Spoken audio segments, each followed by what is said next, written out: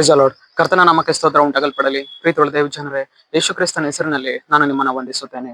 ಯೆಶಾಯನು ಬರೆದ ಪ್ರವಾದನೆ ಪುಸ್ತಕ 33ನೇ ಅಧ್ಯಾಯ 2ನೇ ವಚನದಲ್ಲಿ ವಾಕ್ಯವು ಈ ರೀತಿಯಾಗಿ ಬರೆಯಲ್ಪಟ್ಟಿದೆ. ಪ್ರತಿ ಮುಂಜಾನೆಯೂ ನಮಗೆ ಭುಜಬಲವಾಗಿಯೂ ಇಕ್ಕಟ್ಟಿನಲ್ಲಿ ನಮಗೆ ರಕ್ಷಣೆಯಾಗಿಯೂ ಇರು ಎಂದು ವಚನವು ಬರೆಯಲ್ಪಟ್ಟಿದೆ. ಅಂದರೆ ಪ್ರೀತಿಯುಳ್ಳ ದೇವ ಜನರೇ, ಕರ್ತನ ಆತ್ಮನು ಮುಂಜಾನೆ ವೇಳೆಯಲ್ಲಿ ಆತನು ನಮಗೆ ಏನಾಗಿರುವವನಾಗಿದ್ದಾನೆ? ಭುಜ ಬಲವಾಗಿ ಇರುವವನಾಗಿದ್ದಾನೆ. ನಮ್ಮ ಜೀವಿತದಲ್ಲಿ ದೇವರು ನಮಗೆ ಬಲವನ್ನು ಅನುಗ್ರಹಿಸುವವನಾಗಿದ್ದಾರೆ.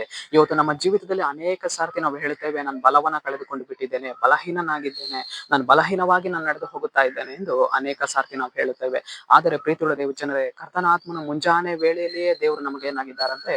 ಭುಜ ಬಲವಾಗಿ ನಿಂತುಕೊಳ್ಳುವವರಾಗಿದ್ದಾರಂತೆ. ನನ್ನ ಮಗನಿಗೆ ನಾನು ಬಲವಾಗಿ ನಿಂತುಕೊಳ್ಳಬೇಕು, ನನ್ನ ಮಗಳಿಗೆ ನಾನು ಬಲವಾಗಿರಬೇಕು ಎಂದು ಆತನು ಮುಂಜಾನೆ ವೇಳೆಯಲ್ಲಿಯೇ ದೇವರು ನಮಗೆ ಏನಾಗಿರುವ ಅಂದರೆ ಭುಜ ಬಲವಾಗಿ ನಿಂತುಕೊಳ್ಳುವವರಾಗಿದ್ದಾರೆ. ಅಷ್ಟು ಮಾತ್ರವಲ್ಲ, ನಮ್ಮ ಇಕ್ಕಟ್ಟಿನ ವೇಳೆಯಲ್ಲಿ, ನಾವು ಇಕ್ಕಟ್ಟಿನ ಮಾರ್ಗದಲ್ಲಿ ನಡೆದು ಹೋಗುವಂತಹ ಸಮಯಗಳಲ್ಲಿ ಆತನು ನಮಗೆ ಏನಾಗಿದ್ದಾನೆ? ರಕ್ಷಣೆ ಉಂಟು ಮಾಡುವವನಾಗಿದ್ದಾನೆ, ಬಂಡೆಯಾಗಿದ್ದಾನೆ, ಕೋಟೆಯಾಗಿದ್ದಾನೆ.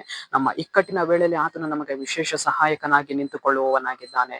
ನನ್ನ ಮಗನ ಇಕ್ಕಟ್ಟಿನಲ್ಲಿದ್ದಾರೆ, ನನ್ನ ಮಗಳು ಇಕ್ಕಟ್ಟಿನಲ್ಲಿದ್ದಾರೆ, ನಾನು ಅವರಿಗೆ ವಿಶೇಷ ಸಹಾಯವನ್ನ ಮಾಡಬೇಕು ಎಂದು ರಕ್ಷಣಾ ದುರ್ಗವಾಗಿ ದೇವರು ನಮಗೆ ಸಹಾಯವನ್ನ ಮಾಡುವವರಾಗಿದ್ದಾರೆ.